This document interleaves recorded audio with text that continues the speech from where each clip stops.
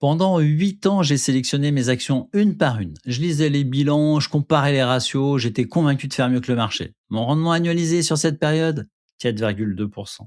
Un simple ETF Monde sur exactement la même période 6,8%. Ma valeur ajoutée de stock picker moins de 2,6% par an. J'aurais fait mieux en achetant le marché et en allant à la pêche. Et pendant ce temps-là, j'avais aussi 22 950 euros le plafond sur un livret A qui faisait, lui, encore moins. Ce jour-là, j'ai appris deux choses. La première, le livret A, c'est un parking et pas un investissement. La deuxième, même en étant actif sur les marchés, on peut détruire de la valeur si on n'a pas de méthode. Dans les prochaines minutes, je vais vous montrer comment structurer un portefeuille ETF avec un outil en 5 critères que j'utilise avec mes 504 clients et pas seulement. Et surtout, je vais vous expliquer pourquoi la répartition compte plus que le choix de l'ETF. Mais pour les appliquer concrètement, j'ai préparé une formation gratuite de 7 jours, un bootcamp, un email par jour, 5 minutes de lecture. Vous y trouverez les critères de sélection que j'utilise personnellement, avec les erreurs que j'ai faites et comment les éviter ces erreurs. Mais d'abord, laissez-moi vous raconter ce qui m'a poussé à changer de méthode. En 2008, mon portefeuille était 100% européen. Actions françaises, immobilier espagnol, compte en euros. Quand tout a chuté en même temps, et je dis bien tout, j'ai compris que ma diversification était une illusion. Différents actifs dans la même zone géographique, ce n'est pas de la diversification, c'est de la concentration déguisée. Et c'est un piège dans lequel on tombe presque tous. On achète ce qu'on connaît. On reste dans sa zone de confort. On se dit qu'avoir trois placements différents, c'est suffisant, même si les trois sont en euros, dans le même pays, exposés au même cycle économique. Alors qu'on n'est pas diversifié, on est concentré trois fois. Donc maintenant, mettons les cartes sur la table. En 2025, le livret A est tombé à 1,7% net. L'inflation est redescendue autour de 1,1%. Le rendement réel du livret A en 2025 quasiment invisible. Et en 2026, c'est pire, le livret A est tombé à 1,5% net. Pendant ce temps, le MSCI World, l'indice qui regroupe les 1600 plus grandes entreprises mondiales, a fait entre 11 et 12% annualisés sur les 10 dernières années, malgré le Covid, malgré la guerre en Ukraine, malgré 2022. La traduction en bon français, on a mis 22 950 euros sur un livret A. 10 ans plus tard, environ 27 350 euros. Pas mal. Sauf que les mêmes 29 950 euros investis dans un ETF Monde auraient donné autour de 71 000 euros. La différence, plus de 43 000 euros. Mais, et c'est là que ça devient intéressant, mettre 100% en ETF Monde, c'est une autre forme de concentration. Et c'est exactement le problème qu'on va résoudre. En 2015, je faisais des recherches et j'ai eu la possibilité de comparer la performance théorique d'une stratégie réputée avec la performance réellement obtenue par 200 clients qui la suivaient. L'écart, 2,8% par an. Pas à cause des frais, pas à cause du marché, à cause du comportement des investisseurs. Les entrées-sorties émotionnelles, acheter après les hausses, vendre après les baisses. Le comportement humain est le premier destructeur de rendement. Et c'est exactement pour ça qu'on a besoin d'une structure, pas juste d'une liste d'ETF. Maintenant, laissez-moi vous donner un outil concret, un filtre en 5 points pour vérifier si une structure de portefeuille tient la route. Je l'appelle SCRAP. 5 lettres, 5 critères. Je vous suggère de les noter. Alors, scrap avec un S comme sécurité. A-t-on une somme disponible immédiatement pour les imprévus du quotidien? De 3 à 6 mois de frais de vie, en cash ou en obligations court terme, ou des valeurs dont le prix ne bouge quasiment pas. Si on n'a pas ça, on est exposé à ce que j'ai tendance à appeler un Jérôme Moment. Être obligé de vendre ses actions au pire moment parce qu'on a besoin de cash. En pratique, ça veut dire quoi? On met 10 000 euros, ça tombe à 8 500. Si on a besoin de cet argent maintenant, on vend à 8 500. Ces 1 500 euros de perte deviennent définitifs. Avec un matelas de sécurité, on attend. Et historiquement, les marchés remontent. Dans une allocation équilibrée, ce rôle est joué par la poche obligation, entre 10 et 20% selon le profil, et par le cash de précaution qu'on garde à côté, hors portefeuille. Scrap avec un C pour croissance automatique. Nos investissements sont-ils réguliers et est-ce que le montant augmente en même temps que nos revenus? Si on gagne plus qu'il y a 5 ans mais qu'on investit la même somme, on stagne en proportion. L'idée, c'est d'automatiser. Virement le 5 du mois, achat le 6 et on n'y touche plus. En 1994, je n'avais pas beaucoup d'argent. J'achetais 500 francs d'actions par mois. Le 15, quoi qu'il arrive. Je ne savais pas que ça s'appelait du dollar cost averaging à l'époque. Je savais juste que je n'avais ni le temps, ni les nerfs pour essayer de timer le marché. 30 ans plus tard, c'est toujours une base dans ma boîte à outils d'investisseur. Scrap avec un R comme répartition diversifiée. Est-ce qu'on a plus de 50 lignes dans son portefeuille? Parce que un seul ETF monde suffirait à faire le même travail. Et le MSCI World, c'est 1500 entreprises dans 23 pays, en une seule ligne. Mais attention, le MSCI World, c'est aussi 65% d'exposition aux États-Unis. Ce n'est pas un défaut en soi. Les États-Unis sont en phase d'expansion avec un PIB à 4,4%.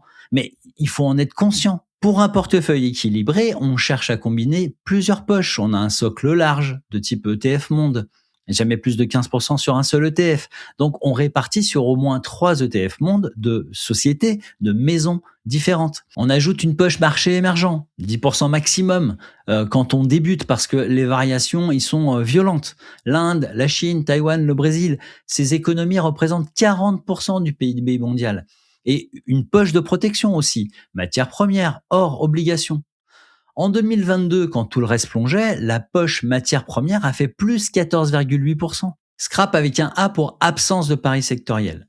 Est-ce qu'on a plus de 10% sur une seule action ou sur un seul secteur? Si c'est le cas, on joue à la loterie, pas à l'investissement. Le Nasdaq, par exemple, sur 2010-2020, il a fait entre 18 et 25% annualisé. Impressionnant. Mais en 2022, moins 32%. Et 50% du Nasdaq, maintenant, c'est 7 entreprises, les Magnificent Seven. C'est de la concentration extrême. Alors on peut s'y exposer, mais en sachant que c'est un accélérateur, pas un socle solide, et jamais plus avec plus de 10% de son portefeuille total. Ma règle ici, aucune ligne, aucun secteur en dessus de 15%. Scrap avec un P pour patience documentée. Est-ce qu'on a écrit son horizon d'investissement quelque part? 15, 20, 30 ans, sur un papier, un fichier, n'importe quoi. Mais quelque chose qu'on aura sous la main, qu'on puisse consulter systématiquement, régulièrement. Si on n'a pas fait ça, on vendra à la première chute de 20%. C'est psychologique. En mars 2020, les marchés perdent 30% en 3 semaines. Je reçois des appels paniqués. Je vois en tout, certains le font. Avril, mai, un peu plus tard, rebond de 40%. Ceux qui ont vendu au plus bas sont revenus au plus haut. Et ils ont transformé une baisse temporaire en perte permanente. Dans le portefeuille diversifié que je propose avec la solution 10x10, j'ai une poche réservée à l'argent que je ne peux pas perdre. C'est une version optimisée du portefeuille de Brown. Sa chute maximale sur les 10 dernières années autour de 18%. Alors bien en dessous des moins 30 ou moins 50% d'un portefeuille 100% action. Et c'est exactement pour ça que la diversification existe. Pas pour maximiser les rendements, mais pour survivre psychologiquement et rester investi. Voilà, 5 critères. Si on coche les 5, on est dans la catégorie des investisseurs qui gagnent sur le long terme. Si on en manque un ou deux, on sait exactement quoi améliorer. Et si vous êtes dans cette situation, un livret A au plafond, pas de structure claire, l'impression d'avoir pris du retard, c'est normal. Personne ne nous apprend ça à l'école en France.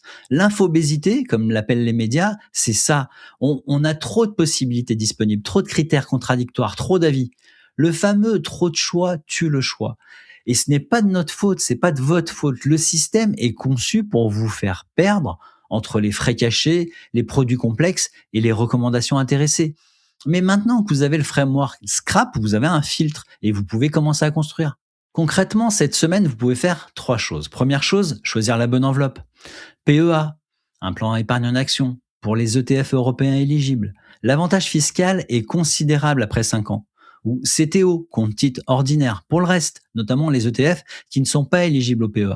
Deuxième chose que vous pouvez faire cette semaine, c'est commencer simplement. Un seul ETF monde, capitalisant, idéalement domicilié en Irlande. Alors, quand vous êtes en France, vos courtiers vous protègent de la fiscalité américaine, mais vérifiez quand même. Avec des frais inférieurs à 0,25% cet ETF monde. C'est tout.